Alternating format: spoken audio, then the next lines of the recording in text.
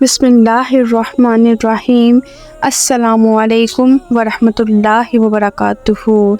दुरूद पाक की फ़ज़ीलत है। हज़रत अनस रज़ियल्लाहु अन्हा से मरवी है कि आप सल्लल्लाहु अलैहि वसल्लम ने फरमाया, जो मुझ पर एक मर्तबा दरूद भेजेगा, अल्लाह पाक उस पर 10 रहमतें नाजिल फरमाएगा, 10 गुनाहों को माफ़ करेगा, 10 दर्जों को बुलंद फरमाएगा। हज़रत इब्ने मासूद रज़ियल्लाहु अन्हा से रवायत है कि आप सल्लल्लाहु अलैहि वसल्लम ने फरमाया, क़यामत के दिन सबसे ज़्यादा करीब मुझसे वो शख्स होगा जो सबसे ज़्यादा दरूद पढ़ता होगा।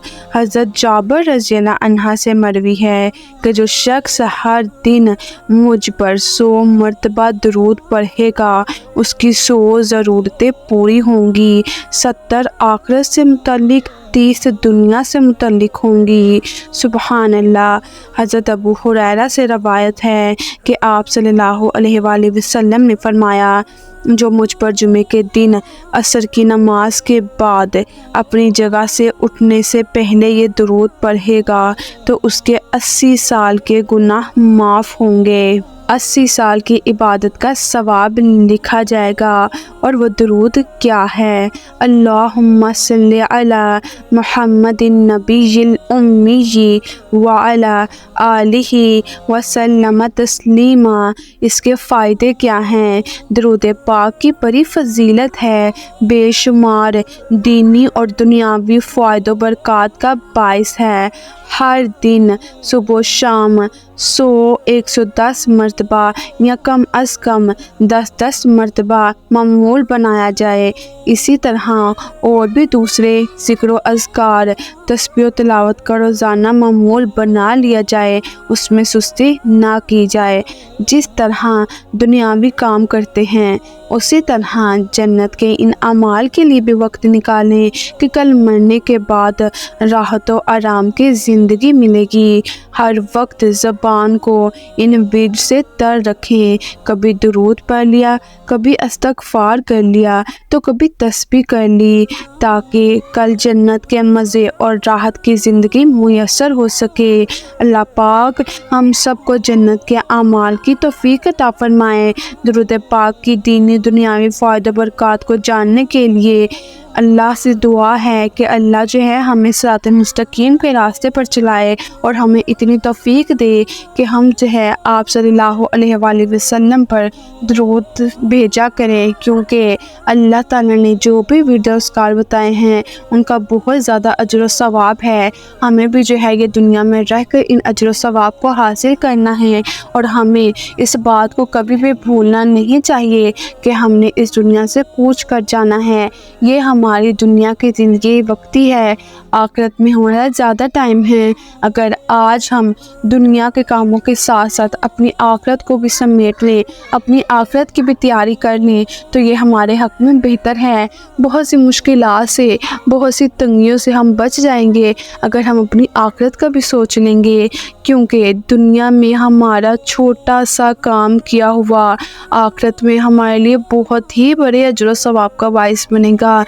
दुनिया के काम भी तो हम करते हैं जिसके बगैर गुजारा नहीं है। अगर हम अपने माइंड को ये सेट कर लें कि अगर हम दुनिया में आखिरत के लिए कुछ काम करेंगे तो आखिरत इससे हमारी अच्छी होगी, तो देखिएगा ऑटोमेटिकली हमारे दिलो दिमाग में जज्बा पैदा होगा कि जहाँ पर हम दुनिया के काम करते हैं वहाँ पर हमने आखिरत के भी काम करने हैं, हमने अपनी आखिरत को भी संवारना है, हमने अल्लाह का ज़िक्र अज़कार भी करने हैं। मैंने एक पोस्ट पढ़ी जहाँ पे बहुत जो है वो डीप मैंने पढ़ा। एक जो है वो दादा का अपने पोते से सवाल जो है, पोते ने अपने दादा से सवाल किया और दादा ने क्या जवाब दिया।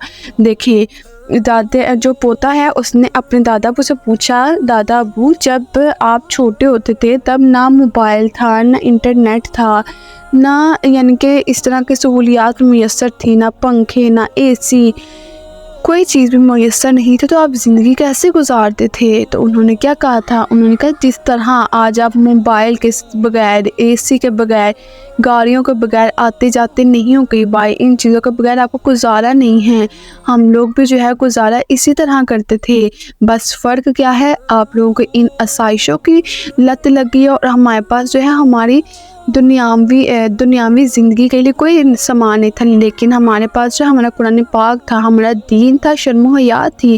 اور آج کے دور میں آپ جس طرح قرآن پاک کے بغیر رہ رہے ہیں، ویسے ہم ان چیزوں کے بغیر رہا کرتے تھے۔